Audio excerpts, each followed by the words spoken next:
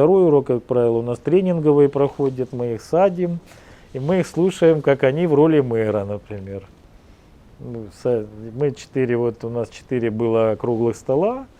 Один стол это стол мэра, другой секретаря совета Татьяны Петровны, третий был стол начальника свиты культуры и спорта, и четвертый нашего молодежного лидера. Вот они, каждый проходил по каждому столу. То есть. И самое интересное, что конечно, два момента, которые мне понравилось. Это первый, что когда они думают все, что депутаты получают деньги, и когда узнают, что они, депутаты, работают бесплатно, вы знаете, они все практически наотрез не хотят быть депутатами. Это первый момент. А второй момент, это когда они выбирают у меня за столом мэра. То есть я наблюдатель, мы им помогали всегда только.